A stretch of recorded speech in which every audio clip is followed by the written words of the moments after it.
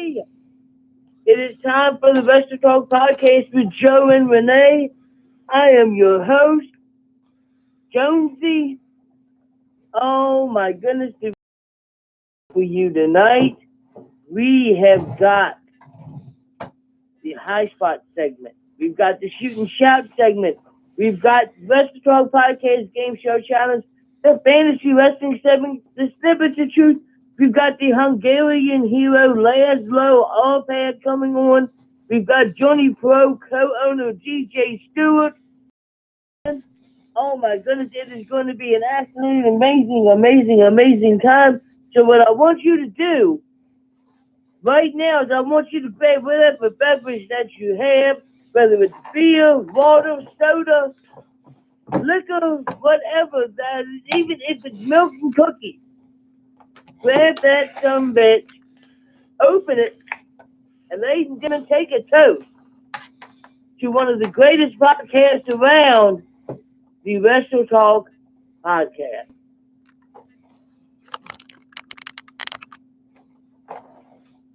Man, put that beer in a Wrestle Talk podcast mug. What are you waiting on? All right, ladies and gentlemen, let's go ahead and get on with this show. Let's bring in the man, the myth, the legend, the man that needs no introduction. You know him, I know him. I'm talking about the Night Owl.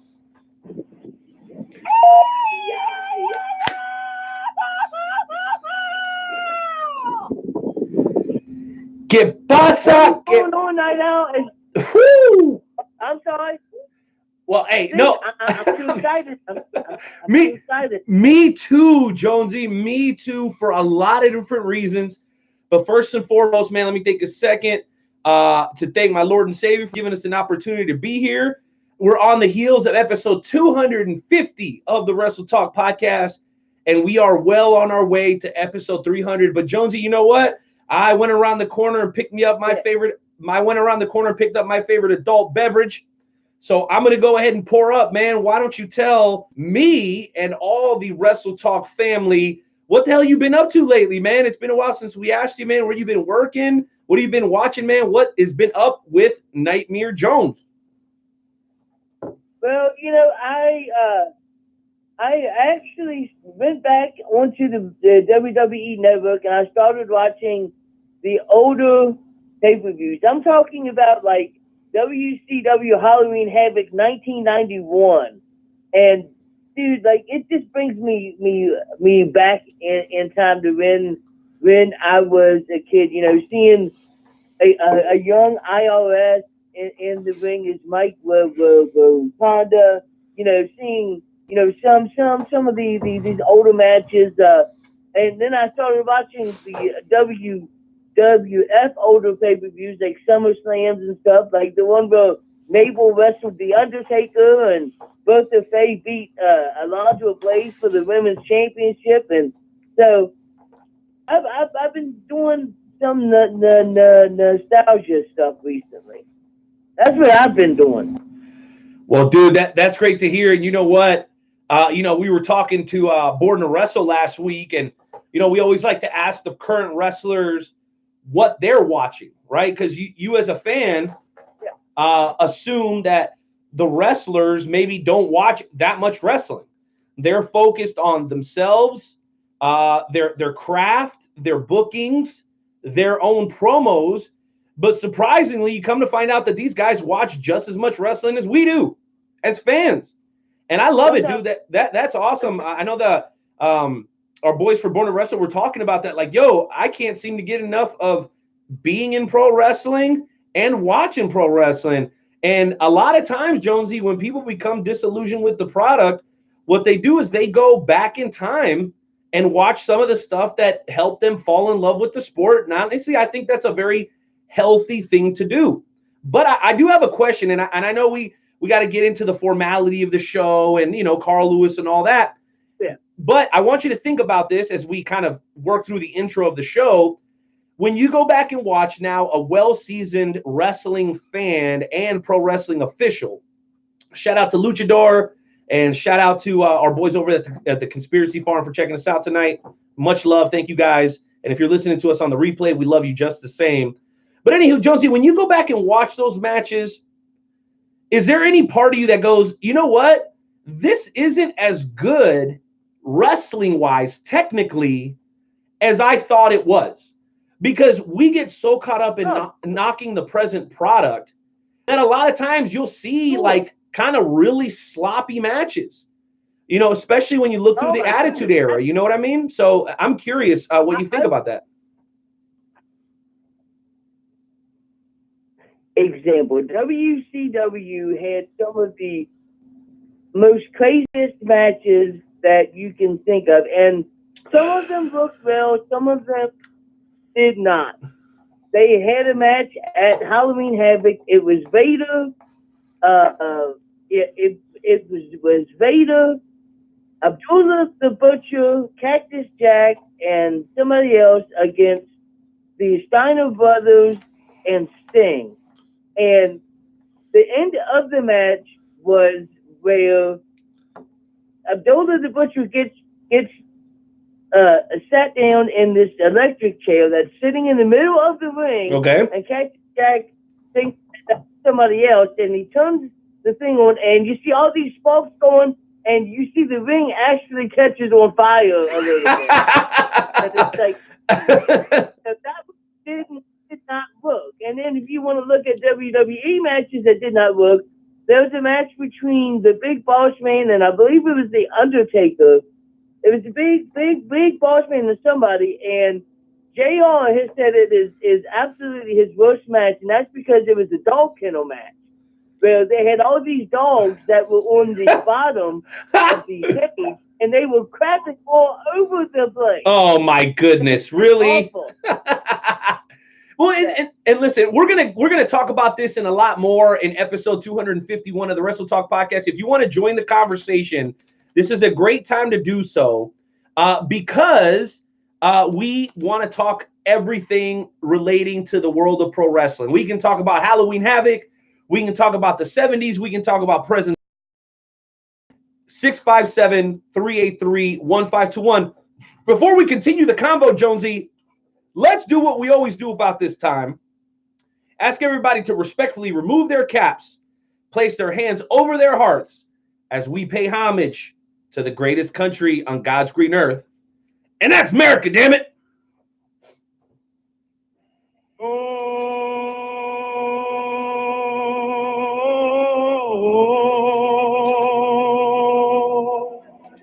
Oh, say, can you see? And the rocket, red flag. Uh-oh. I'll make up for it now. For the land of the free. Brings a tear to my eye every single time, man. Every single time. Every single time, ladies and gentlemen. That is for sure. And for my friends that are watching via the YouTube live stream, I've got a very funny picture that is like the screenshot for today's show. So hopefully y'all dig that. I kind of brought out my inner Samoan. So I kind of brought out the man breast and everything. So hopefully y'all dig it. And no, I am not fully naked in the picture for those. I may leave that up. I may not. We'll see what the reaction is like. But anywho, no doubt. Love Carl Lewis. And you know what, Jonesy, man, I'm really excited, bro, because, you know, we got a couple of guests here who are well known in their respective areas. One of them is an international superstar. And you know what, man, I think we pride ourselves in like diversifying what we bring to the table. I think if we stayed in our comfort zone, Jonesy, we could, you know, especially with you, I know you love the hardcore stuff, the CCW, the House of Hardcore. We could very much just stick to that topic and be very comfortable. You know me, I'm more of the Ricky Steamboat, Savage kind of guy, technical storytelling type stuff. We could pretty much just stick to that and do pretty well. But the fact that we're willing to bring in so many different types of guests, cover so many different types of topics, is what makes us unique, man. And that's what makes us Wrestle Talk, bro. And I'm proud of it. And the reason I say that is because today we're talking to somebody from Hungary. who is having a lot of success over on the East Coast.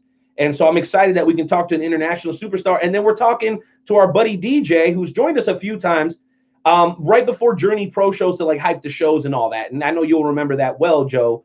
But now we're going to be talking to DJ under different circumstances. Over the last month, this man has gone through a major surgery and is now going through chemo as he battles with cancer. And he's going to give us a lot of details concerning what he's been going through.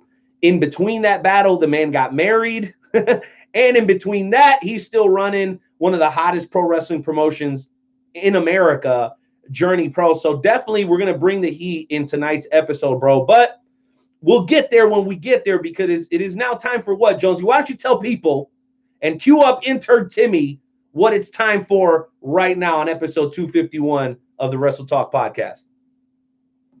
But absolutely, I can absolutely do that. Ladies and gentlemen, it is now time for the High Spot segment. This is your segment. This is your opportunity to call in and talk to us about anything professional wrestling. I mean, you can talk to you. You can call in and say that the night out smells like dirty gym socks. I mean, I don't know why somebody would do that, but you could definitely do that. Just talk about anything that you want to do in the High Spot segment. So, intern Timmy, if you could ever be so kindly, sir. Earth rings. We have now Hello? over your radio.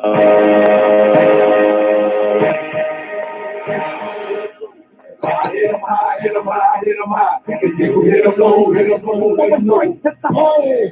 The ain't got no game. I'm breaking your out the frame, coming through like a train. Nothing to take over the whole world is my goal. With my unstoppable food taking over.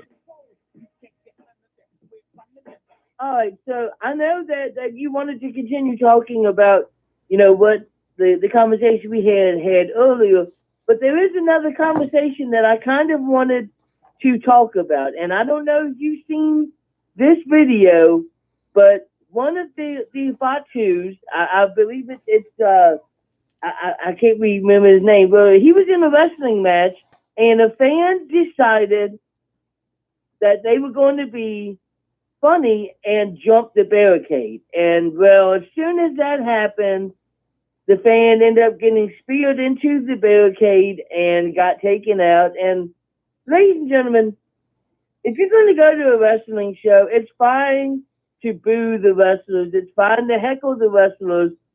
But for the love of God, don't throw anything at the wrestlers, and don't try to assert yourself in the match, because generally that only leads to one thing happening, and that's you getting the crap beat out of you. And this is something that seems to be happening more and more at a recent Ring of Honor show.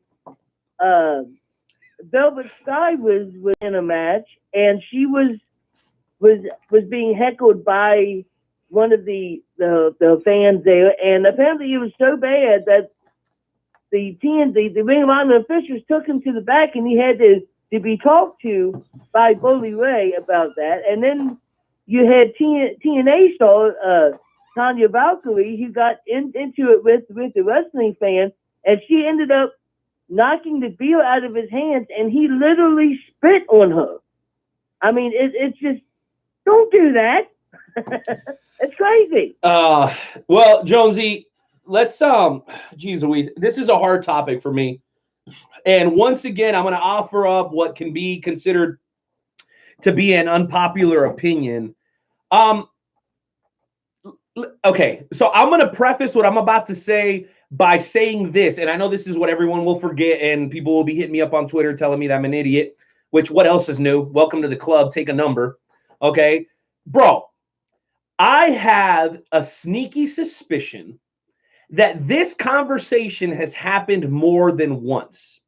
And if I'm totally off base here, Wrestle Talk family, I want you to call me and call me out on that shit. 657-383-1521. And here's what I mean, okay? I'm going to try to make this brief because you know I can ramble, okay? I guarantee you that this conversation has happened more than once in a pro wrestling locker room. Wrestler 1 Sure. says to Wrestler 2, bruh, one of these days, if one of these fans comes over the barricade, I'm going to knock a motherfucker out. Watch me. Yeah. Almost in a like braggadocious, I can't wait till that happens so that I can unleash fury on a fan. Now, am I saying that this is a certain percentage of the locker room? Is it 10%? Is it 5%? Is it 20%? I would lean towards a very small percentage. But here's where my concern comes in, Jonesy, because in any demographic, you're always going to have a small percentage that are just kind of a little out of it, okay? But as time has gone on, I've gotten the sense that that percentage, no matter where you think it is right now, is increasing. I think there are fans. I think there are fans that are definitely out of pocket and deserve to get their ass whooped, no doubt. Okay, being a fan who once had his hat taken off his head, destroyed, and then in that same incident had my beer stolen. I know what it is. The wrestlers know what it is. But all in all, it was kind of part of the show, and there was no real disrespect there as far as I know. I was good with it. What I have a concern with is when someone like Mr. Fatu, we'll figure out his name and post it later, instead of allowing the security guards to do their job, put himself in harm's way and potentially created a liability for the company that he's working for. And last but not least, seemed to enjoy beating the crap out of a fan. And I size that, yes, if there is no other recourse and a fan runs up to you and is getting physically violent, that you must do what you must do. And I am a firm believer in the stand your ground law.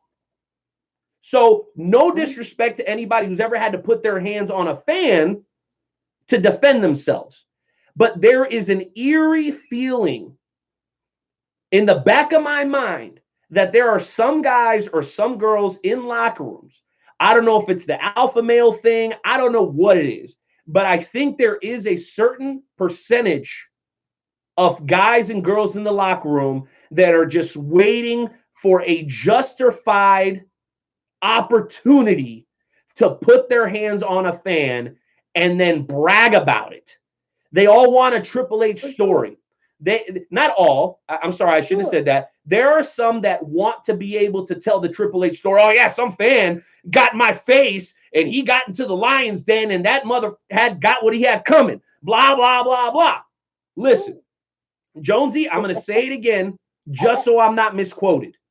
I do not believe that this is the majority. As a matter of fact, I think it's a very, very small percentage. But there's a feeling deep in my gut. Now, it's a big old gut. So, mind you, those feelings sometimes come out. Yeah, exactly, right? Man loves tacos. Sue me. The bottom line is this, Jonesy. There is a sort of braggadocious attitude from the pro wrestling community as a whole when a fan, drunk as hell probably, comes out of pocket, goes to where he's not supposed to go. All I'm saying is, guys, if you really love the fans and you're really concerned about the well-being of yourself and the other talent, let security handle it where they can, because it's starting to feel like the guys and girls in the locker room, some of them, actually are looking forward to the opportunity to put the hands on a fan so that they can pat themselves on the back, get lots of likes and retweets on Twitter, and paint themselves to be a hero. And you may paint yourself to be a hero. That's just fine. But what you're not is you're not a professional. Listen, Jonesy, I get cussed out at my job all the time by some of these customers that I have. Am I justified as an individual to say something back and defend myself? Yes. But as a professional, I bite my tongue, take it on the rear end like you're supposed to when you're a pro, okay? And you move on and you let security take care of it. You don't pull fans to the back. You don't have a conversation with them, you know, blah, blah, blah. No, kick them out of the damn building and make sure it's security that does it, because if not, you end up in a Bubba Ray situation. That fan should have never been pulled to the back. That fan should have got one warning from the security guards, and if he continued, then he should have been out the door. And if I'm not mistaken, Jonesy, Bubba Ray was actually being accused by the fan that he took backstage of verbal abuse and threats of physical violence. And so back to my original point, wrestling companies are a business, my friends. So if for no other reason, let security people handle it, because if not, you're definitely creating a potential legal issue for yourself. It doesn't make any sense. It doesn't make any sense. And I'll finish off by saying this.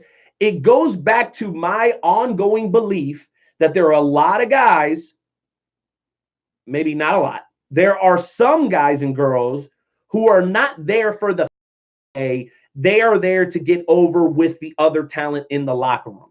They want to be liked by their peers more than they want to be liked by the fans. And let me remind all of you, that is not your peers that pay the bills.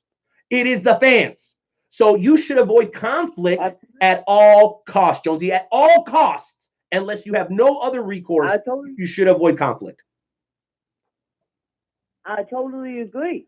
After this whole thing with I think it was Jacob Fatu. After this stuff happened, there were all kinds of wrestlers, and I can't think of one in particular, but I know that I saw one post on, because I'm friends with a lot of wrestlers on Facebook, and their response was I've been hoping for the day that a fan jumps the barricade so I can knock a MFer out.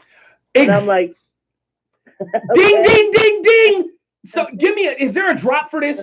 Is there a drop for this? Jonesy, I didn't even see any of that. And I came to that. Come on, can we get something? I don't know what you got on intern Timmy slacking today. Do we have anything? A round of applause or something? I mean, I don't know. Do we? No? Do we have it? No, we don't. It's fine. Listen, thank you.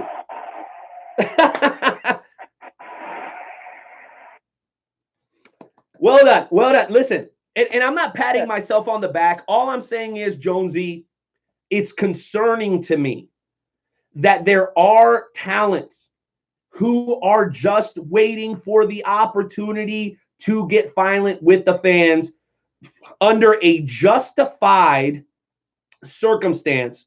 And as far as I'm concerned, unless you are in a situation like what happened with Triple H and Stone Cold at that house show, there is no reason to put your hands on the fan.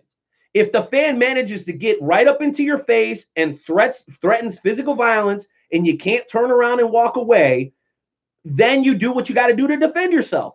Otherwise, people and professionals, remember, guys, you are professional wrestlers. You should not be going out of your way to seek out an opportunity to hurt the people that are there to support you, especially if it's some drunk idiot at a wrestling show. Because we all know that guy. We all know that girl that drinks a little bit too much. They can't act right. Nobody wants to see that person hurt somebody else or themselves, okay? And when you recognize that those people are to that extent and that level, what you do is you separate them from the situation. You don't teach them a lesson right there in front of everybody. No, you kick them out of the building and tell them this sort of behavior will not be tolerated. It's just like those idiots that run on the field during playoff games, the Super Bowl, whatever. They know what's going to happen, but the notoriety that they're going to get after the fact, for them, it's worth it, Jonesy. And they do it. And they're going to continue to do it as long as the wrestlers continue to handle these things inappropriately. You want to take care of these guys and make sure this doesn't continue to happen, you give them no spotlight. You do not post these videos. You do not give them the benefit of being able to potentially file a lawsuit against you. No, you let security, the no-name security guard, drag that person out of the building and kick their butt on the way out. And I mean kick their butt, like, just kind of a figurative kick of the butt. You kick them out of the building. That way they can't draw any more attention to themselves. Because you know who's loving this? The guy who got his ass whooped. That guy's like, oh, bro, look at me. I'm all over the internet, dude. That shit didn't even hurt. That guy's like 400 pounds and I'm like 190 pounds and that shit didn't faze me. And dude, he loved it. I guarantee you that guy did not regret doing what he did. I guarantee you. And the only person who's really running the risk of losing any credibility or money is the wrestler and the wrestling company that he was supporting and working for that day. And that is not good for the business. Period. Period, point blank. Things like knocking off somebody's hat, things like, sorry, Joe, things like knocking off a fan's hat or ripping their poster, that's one thing. But Taya Valkyrie, who is a through and through professional, should have known better than to cross that line. If your expectation is that the fans do not put their hands on you, then you should most definitely not initiate the contact. If the wrestlers are stealing people's beers and knocking them down and things of that nature, then what does that open the door to? As far as I'm concerned, Jonesy, that's Pandora's box. And that is not a box that anybody should be eager to open, even if it means retweets and a bunch of pats on the back from the workers that you share a locker room with. It's just completely unprofessional. And in many cases, it's very, very avoidable. Woo! My thoughts. Well, very, very, very, very, very, very interesting thoughts. And, it's always good to have a different opinion. Absolutely. Absolutely. So what do you got for us while we wait for our first guest to call in tonight? I know that you got something. Well, I do actually. And it goes back to the conversation